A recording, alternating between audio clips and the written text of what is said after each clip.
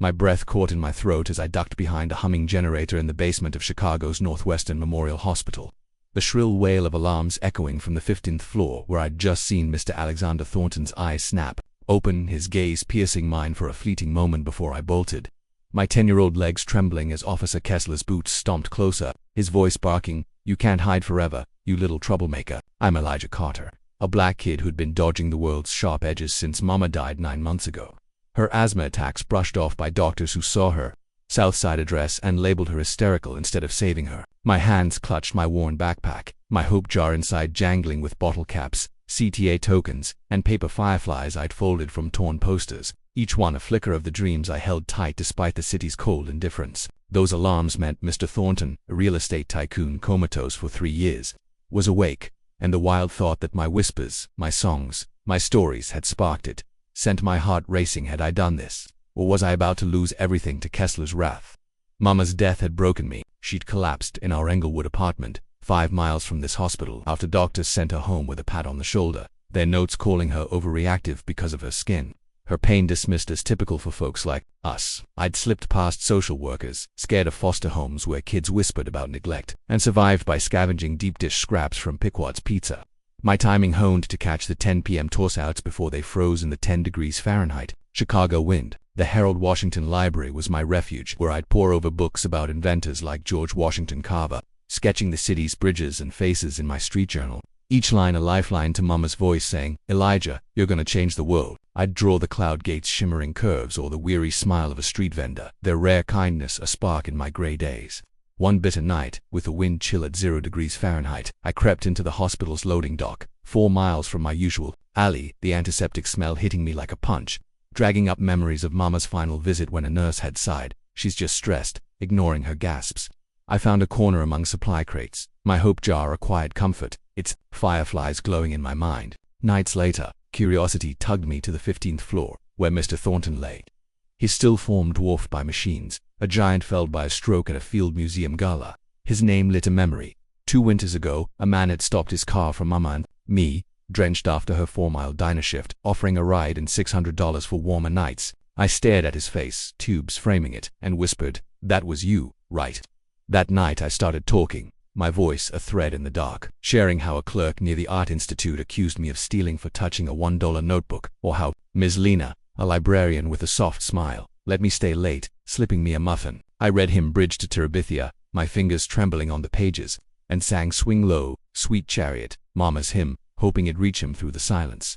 Each visit made me feel like I was more than a shadow, like my words could matter in a world that looked away. But Kessler was a storm, his eyes narrowing at my patched jeans, his words cutting, "Your kind's always sneaking where you don't belong, causing havoc." He'd grabbed my arm once, his grip bruising, muttering about Englewood brats, his voice echoing the doctors who'd sent Mama home with nothing but a lecture, their charts noting exaggeration because she was black. I memorized his patrol times, darting through service doors at 1 a.m., my pulse pounding like the L train. Nurse Jamal, with his warm laugh and steady hands, became my haven, leaving me granola bars and whispering, "You're stronger than they know, kid." He'd started a hospital shadow puppet show, where kids crafted stories with paper and light, and I'd joined from the back, sketching fireflies, my drawings a quiet defiance against the loneliness gnawing at me. My journal swelled with images of Mr. Thornton's room, his serene face, and Chicago's icy streets, each stroke a vow to keep dreaming, but the world kept striking. A group of teens near Adler Planetarium cornered me, their taunts, "Get back to your ghetto, kid," mixing with kicks that scattered my journal, my paper fireflies fluttering like lost hopes. I told Mr. Thornton about it, my voice breaking as I admitted I feared disappearing like Mama. "She said you gave her faith in people," I whispered, folding a new firefly. I didn't know his daughter Vanessa was scheming to pull his life support, her tailored blazer hiding a heart set on his $3 billion fortune. Vanessa wasn't just greedy, she was a strategist, her charm winning over hospital brass as she redirected Thornton's foundation funds from Bronzeville after-school programs to her River North penthouses, slashing $7 million in grants for unviable communities. Her words laced with the same prejudice I felt when a security guard near the loop shooed me from a bench, saying, "This ain't your place." I'd seen her once, her smile sharp as she scoffed at wasting funds on lost causes, her bias a mirror of the nurses who'd ignored Mama's pleas, noting attention-seeking in her chart. Dr. Sonia Alvarez, a Latina neurologist with a spark in her eyes, was my quiet ally, her scans showing Mr. Thornton's brain flickering when I spoke, though she didn't know it was me. Something's stirring him, she argued, citing 25% higher neural activity at night. Fighting Vanessa. Push to move forward. I kept returning, my hope jar heavier with each firefly. My stories spilling about Ms. Lena's new community mural contest, where I'd submitted a sketch of Chicago's skyline, my lines bold with dreams. I'd started a dream tapestry, weaving paper fireflies into a delicate web, each one a wish for a world where I was seen. But Kessler's patrols tightened, his radio buzzing about a black kid trespassing, and I overheard Vanessa's plan to end Mr. Thornton's care. Her voice cold. He's a burden like those projects we cut. My chest burned anger at her, at the hospital, at a system that erased Mama and me. I told Mr. Thornton about the mural contest, how my sketch won a nod from Ms. Lena, and sang louder, my voice cracking with hope. I didn't know those flickers Dr. Alvarez saw were my words, my fireflies, my stubborn belief reaching him. I didn't know Vanessa was digging into Mama's records, ready to twist her story to block any tie to me. I didn't know the hospital was buzzing with whispers of a miracle, or that my visits were lighting up Mr. Thornton's mind, pulling him back from the edge. All I knew was that he was my anchor in a city that kept pushing me out, my dream tapestry the only thing keeping me from breaking, my voice the only weapon I had against a world that saw me as nothing. My heart raced as I slipped through the dim service corridor of Chicago's Northwestern Memorial Hospital, the memory of Mr. Alexander Thornton's still face pulling me back night after night, my 10-year-old hands clutching my backpack. Well, my hope jar filled with bottle caps, CTA tokens, and paper fireflies clinked softly, a reminder of the dreams I held tight despite the fear that Officer Kessler's flashlight would catch me, his voice snarling, "You're not supposed to be here, kid." I'm Elijah Carter, a black boy who'd been invisible since Mama died 9 months ago. Her asthma dismissed by doctors who saw her Englewood address and called her Gasp's nerves, their prejudice leaving me to survive on pizza scraps from Pequod's 4 miles away in a city colder than the 10 degrees Fahrenheit wind outside. I'd started visiting Mr. Thornton's 15th floor suite weeks ago, drawn by a memory of his kindness to Winter's back, when he'd driven Mama and me for miles home through a snowstorm, slipping her $600 for warmer days, a gift that bought us groceries and hope. Those visits became my refuge, where I'd sit by his comatose form. The monitor's steady beeps a quiet promise he was listening, my voice spilling stories of my day like how Ms. Lena, the librarian at Harold Washington Library, let me join her community letter-writing campaign where I penned notes to kids across Chicago, my words about Lake Michigan's waves pouring out like a prayer to be seen. I'd read him The Giver, my voice soft as I explained how Jonas saw a world others couldn't, just like I saw hope in Mr. Thornton's silence, my fingers tracing the pages as I shared how a store clerk near the Art Institute accused me of stealing a $1 pencil, his eyes hard as he said, "Kids like you don't belong here." My street journal was thick with sketches of Mr. Thornton's room, Chicago's L trains, and his calm face, each line a fight against the loneliness at me. My paper fireflies folded from old flyers a glowing defiance against a world that looked through me. But Kessler was a storm, his patrols tightening since he'd grabbed my arm a week ago, his grip bruising as he snarled, "Your kind's always causing trouble," his words echoing the doctors who'd sent Mama home with nothing but a shrug, their charts noting non-compliant because she was black, a bias I felt in my bones when a group of teens near Buckingham Fountain taunted me. Their words, "Go back to your slum kid," mixing with shoves that sent my journal skidding, my fireflies scattering like broken dreams. I'd run, my ribs aching, and poured it out to Mr. Thornton, my tears falling as I admitted I feared fading away like Mama, my voice cracking as I sang this little light of mine, her favorite hymn, hoping it'd reach him through the fog. Jamal, a nurse with a laugh like a summer breeze, was my lifeline, leaving me sandwiches and whispering, "You're tougher than this city." Elijah, his eyes kind despite the risk of helping me. He'd started a hospital story-sharing circle, inspired by my nightly tales to Mr. Thornton, where patients and staff swapped stories of their lives, and I'd listen from a corner, sketching fireflies, my heart swelling as a woman shared how her brother's pain was ignored, just like Mama's, her words a mirror to my grief. Jamal's circle, now drawing 50 people weekly, made me feel less alone, a spark of belonging in a world that judged me before I spoke. My hope jar grew heavier, each firefly a dream of a future where I wasn't invisible, but the world kept striking. Kessler's radio crackled about a black kid trespassing, his prejudice AWOL, mirrored by the cop near the loop who'd shooed me from a bench, saying, "This ain't your place, kid." Flashbacks of Mama's hospital visits haunted me, her 5-mile walks to the emergency room, her gasps dismissed as stress, the doctor's notes citing typical Southside complaints as if her pain wasn't real. Studies later showing black patients waited 30% longer for tests, their pain undertreated by 25%. I told Mr. Thornton about it, my voice trembling as I shared how Ms. Lena's letter-writing campaign had led to a reply from a kid in Hyde Park, her words about my Lake Michigan sketch making me feel seen. Like my voice mattered. I'd started a dream whisper, a quiet mantra before each visit. "I am enough. I am heard. A shield against the fear Kessler's patrols stirred. His flashlight sweeping corridors as I darted through service doors at 2 a.m., my pulse pounding like the L train. Vanessa, Mr. Thornton's daughter, was a darker shadow,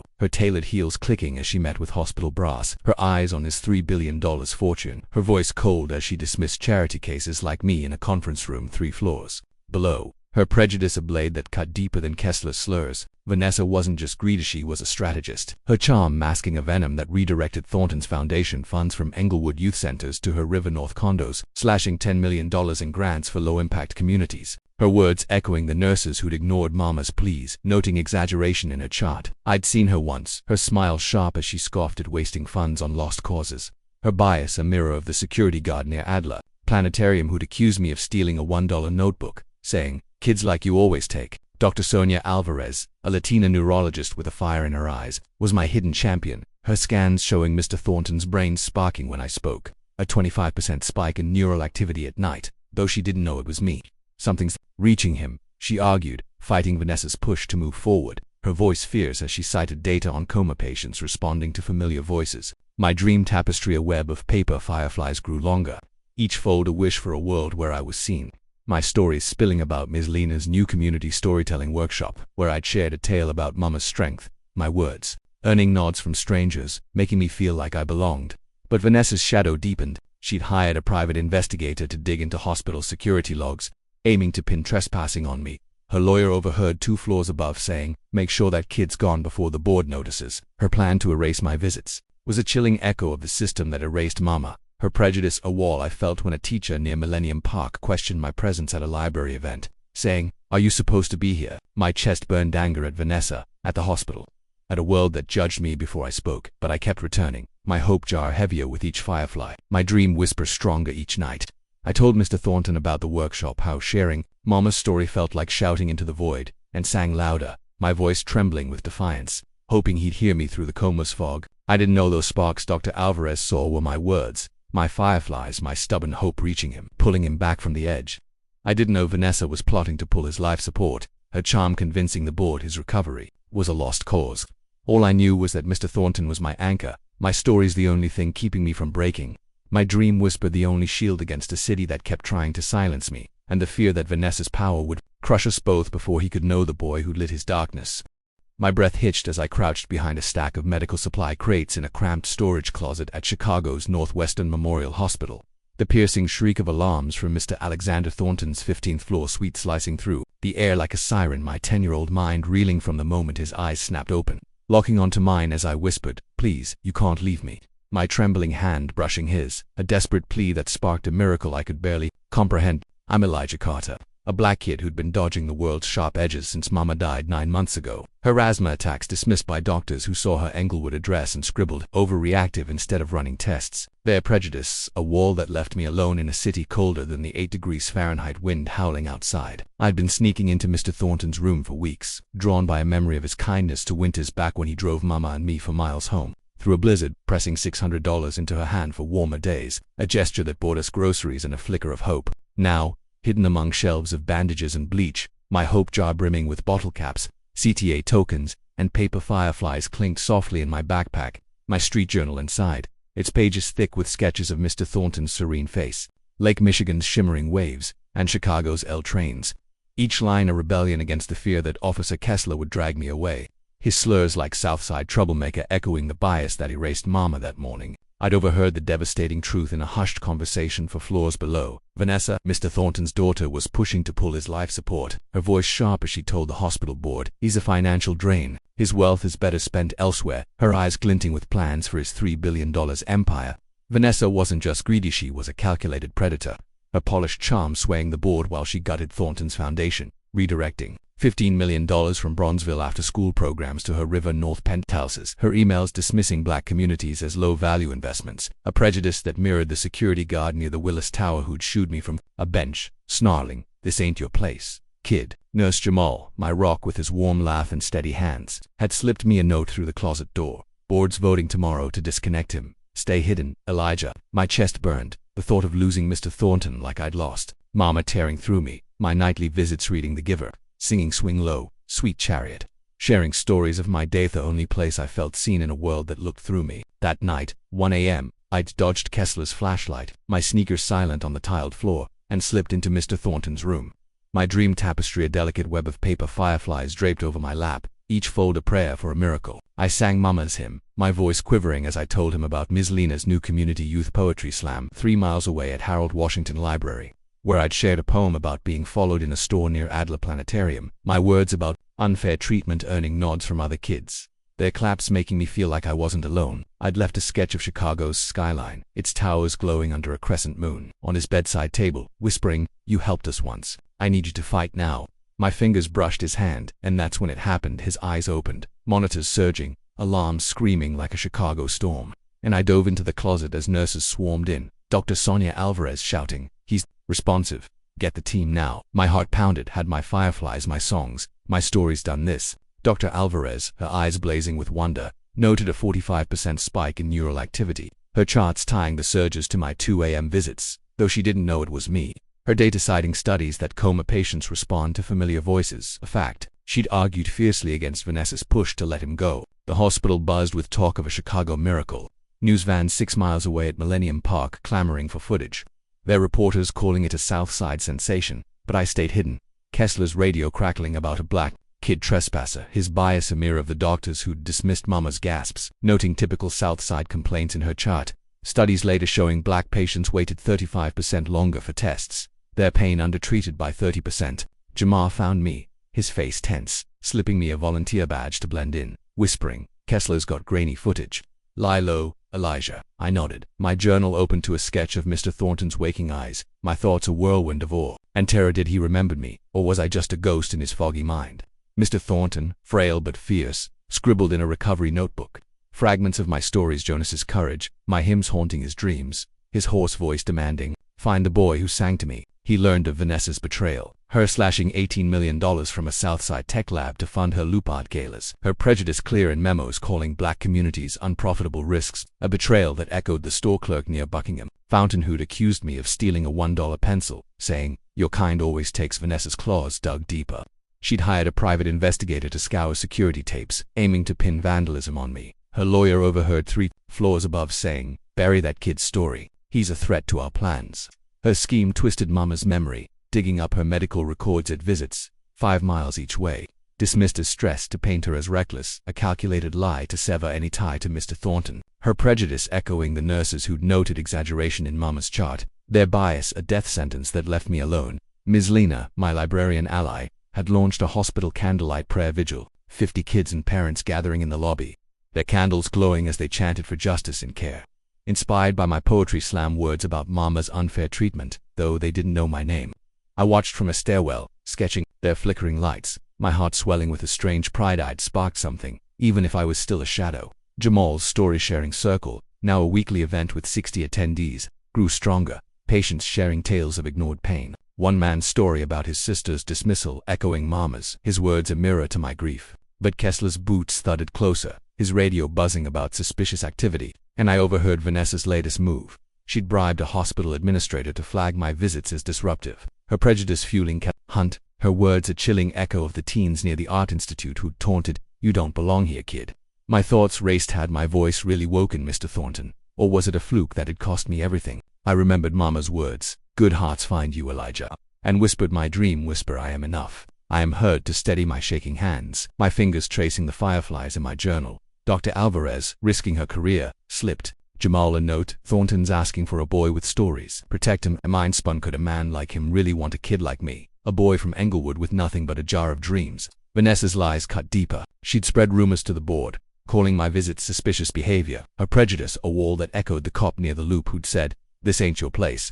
I sketched a new firefly whispering, "Please, Mr. Thornton, and find me before they win." My heart heavy with the truth sinking in. My voice had lit a spark. But Vanessa's storm was closing in, and it could drown us both before he could claim the boy who'd brought him back from the darkness.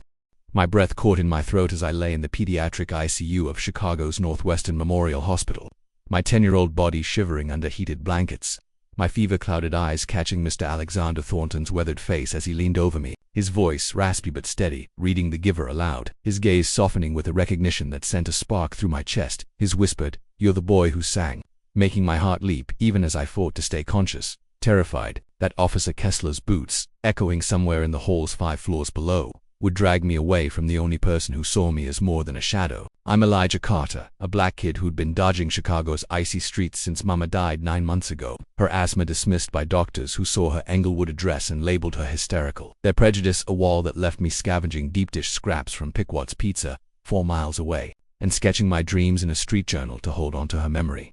Mr. Thornton's awakening 3 weeks ago was my miracle. I felt it deep in my bones when his eyes met mine after I sang Swing Low, Sweet Chariot, and touched his hand. But now, lying in a hospital bed, my hope jar beside me, its bottle caps, CTA tokens, and paper fireflies clinking softly, I feared Kessler's slurs like Southside delinquent would land me in a foster home far from this fragile bond. His bias, a mirror of the world that erased Mama. Mr. Thornton, frail but fierce, had stormed the ICU, his cane tapping as he demanded, "This boy stays here. I'm covering every cent," his $300,000 pledge silencing the hospital's plan to transfer me to a county facility 15 miles away in Cicero.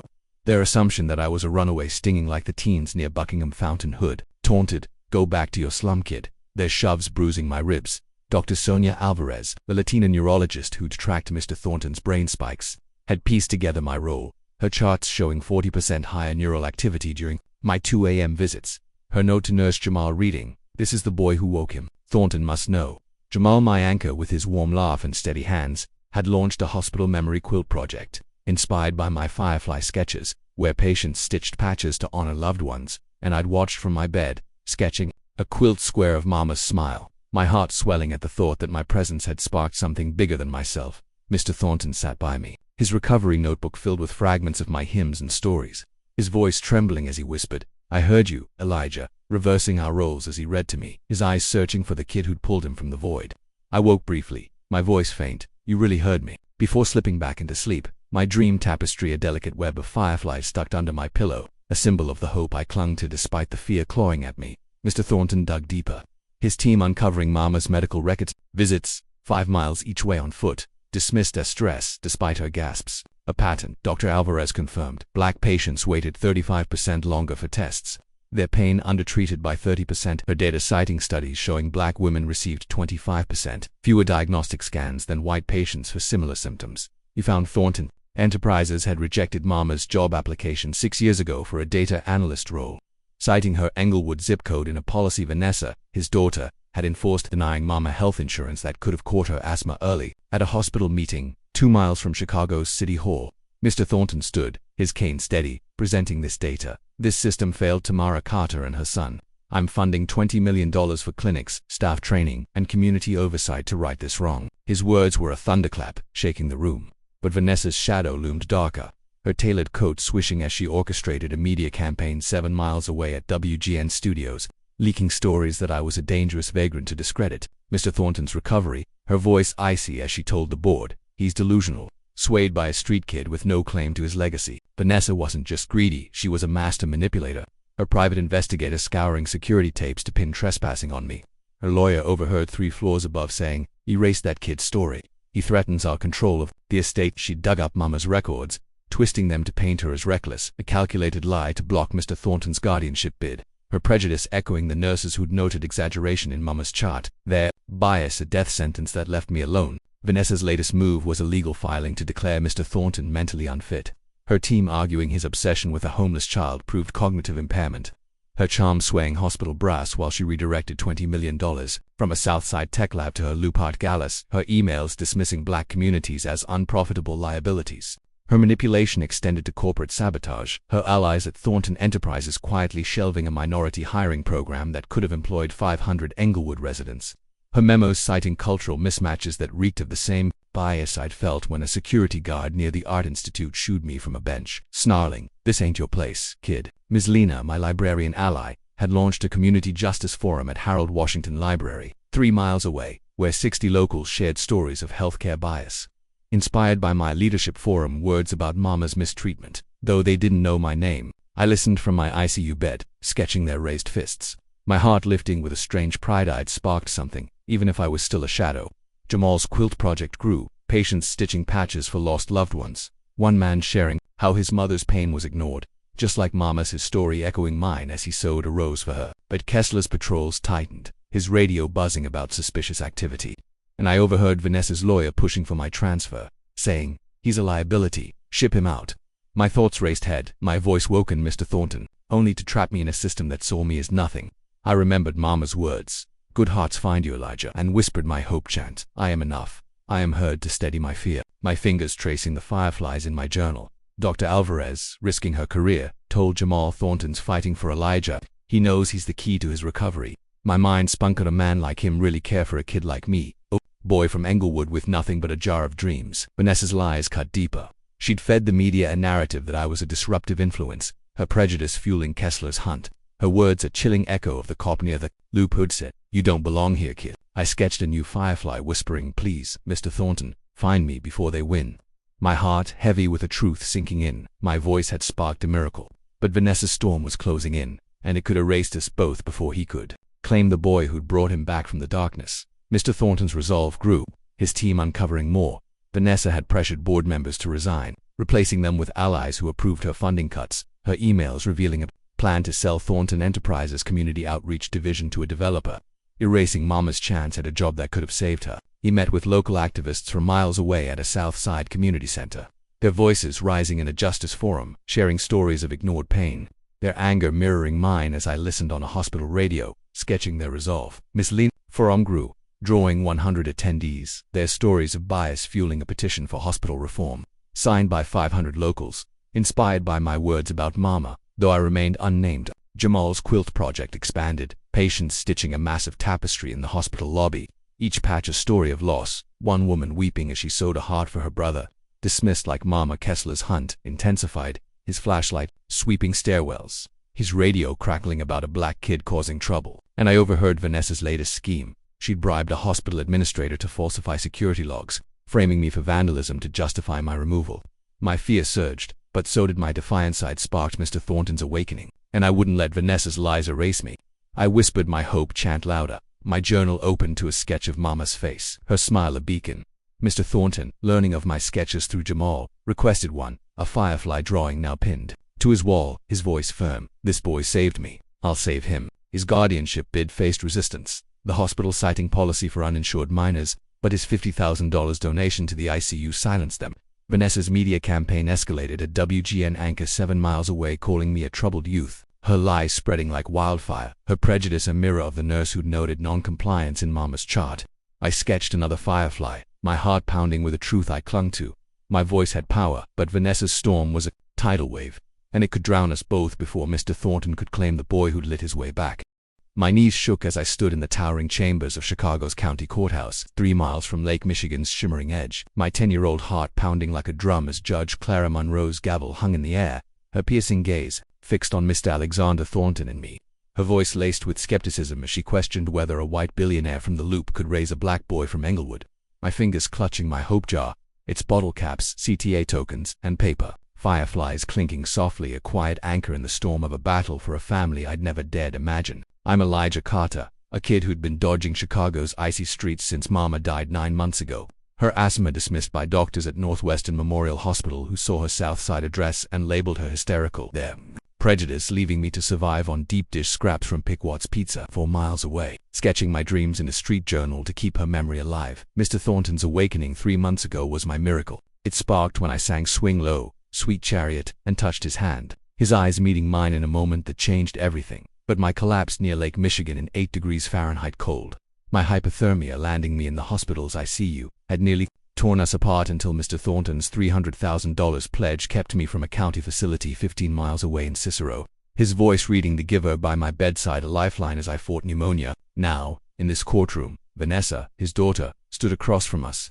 her tailored blazer crisp as she smirked, her lawyer arguing my disruptive influence proved Mr. Thornton's cognitive impairment, her lies a venomous echo of the media campaign she'd waged 7 miles away at WGN Studios, branding me a vagrant to block his guardianship bid. Vanessa's villainy was a hydra. She'd redirected $25 million from Thornton's foundation, gutting Bronzeville youth programs for her River North skyscrapers, her emails dismissing black communities as unprofitable, a prejudice that mirrored the nurses who'd noted exaggeration in Mama's chart. Their bias a death sentence that left me alone. Mr. Thornton, his strength growing despite his cane, stood tall, his voice unwavering. "Elijah saved me from a 3-year coma. He's my family. I took the stand, my voice trembling but steady. Mama said family is who shows up when you're down. Mr. Thornton showed up for me when I had nothing. Judgment rose, skepticism wavered, her note citing cultural differences, but my words landed like a stone. Family ain't about color, it's about heart. Dr. Sonia Alvarez testified, her data showing 40% higher neural activity during my nightly visits. Tying my songs to Mr. Thornton's awakening, her voice fierce. As she cited studies, black patients waited 35% longer for tests, their pain undertreated by 30%. Jamal, my nurse ally with his warm laugh, shared how my Firefly sketches inspired his hospital reconciliation circle, where 100 patients and staff shared stories of bias to heal. Now a weekly event with 300 attendees. My sketch of Mama's smile pinned to its banner. Miss Lena, my librarian mentor, spoke of her Southside Youth Empowerment Expo, 3 miles away at Harold Washington Library, where 150 kids, inspired by my story of Mama's mistreatment, presented projects on healthcare equity. There are 2,000 signatures on a reform petition, a roar against injustice. Though they didn't know my name, Vanessa's lawyer faltered, her lies crumbling when Mr. Thornton's team revealed her corporate sabotage. She'd bribed board members to shelve a minority hiring program, costing 700 Englewood jobs, and falsified security logs to frame me for vandalism. Her emails exposed in a WGN report 7 miles away, her $7 million embezzlement scheme unraveling as her allies deserted her. The judge's gavel fell, approving the adoption after a 6-month review, naming me Elijah Carter Thornton, my heart soaring as Vanessa stormed out. Her final ploy, a motion to seize Thornton Enterprises, dismissed when Mr. Thornton's team proved her fraud. Her corporate allies ousted in a boardroom coup 5 miles away in the Loop. Mr. Thornton launched the Tamara Carter Health Equity Fund with $30 million, opening a clinic 2 miles from Englewood, serving 10,000 patients yearly. Its walls lined with my Firefly sketches, a tribute to Mama's dream of fair care. The hospital reformed protocols, cutting wait times for black patients by 45%, training 2,000 staff, while Thornton Enterprises revived its hiring program, adding 800 jobs in low-income areas. Its new diversity board led by a Southside activist. I enrolled at a private academy 5 miles from downtown, my grades soaring as I dreamed of medical school. My journal now filled with sketches of stethoscopes and stars. My Firefly tapestry hung in the school's hall, a symbol of hope. Misley Expo sparked a Southside Unity March, 12,000 strong, 4 miles from City Hall, their chants for justice echoing my hope chant, I am enough. I am heard, as they marched past the Chicago River, Bulls fans and poets joining hands. Jamal's reconciliation circle grew, patients adding 400 patches to a 100-foot quilt, one for Mama's laugh, while Dr. Alvarez led a hospital youth mentorship summit where I spoke about fairness to 500 kids, my words broadcast on a local radio station 6 miles away. Mr. Thornton and I hosted a community festival at Lake Michigan, 3 miles from the Loop, with 20,000 attendees, from Southside drummers to Chinatown dancers, my Firefly tapestry glowing under the stars, a beacon of unity. Vanessa's downfall was total, her prejudice exposed in a Chicago Tribune exposed her legacy, a cautionary tale of greed's cost, her name fading as the clinic's sign. Mama's name shone bright. As I stood on that lakeshore, sketching the crowd, I reflected on my journey from a kid dodging Kessler's slurs, feeling invisible in a city that dismissed Mama, to finding a father in Mr. Thornton, whose heart saw mine through a coma's fog. I learned that one small voice, even mine, can spark miracles. That systemic racism in hospitals, boardrooms, street scrumbles when good hearts unite, and that family is built on love, not color. I was invisible once, a black boy judged before I spoke, but my fireflies, my stories, my hope chant lit a path through darkness, showing me I was enough. Mama's death taught me the world's cruelty, but Mr. Thornton's fight taught me its potential for change. Together, we turned pain into progress, from a $30 million fund to a march that shook Chicago. I learned to speak, to dream, to fight, not just for me, but for every kid who feels unseen, every mother dismissed, every heart ignored. If you were in a similar situation, with a prolonged medical coma, a medical care environment, and the power of emotional or human connection, how would you approach it to achieve the best possible outcome? Would you sing, speak, or build bridges? To heal a broken system, to reach someone lost in silence, to challenge a world that judges by color? I learned to chant, to sketch, to love, and it changed everything. Mr. Thornton and I are proof that one spark can light a city, one heart can rewrite a legacy, and one boy can find a home where he was once a shadow, now shining bright for all of Chicago to see.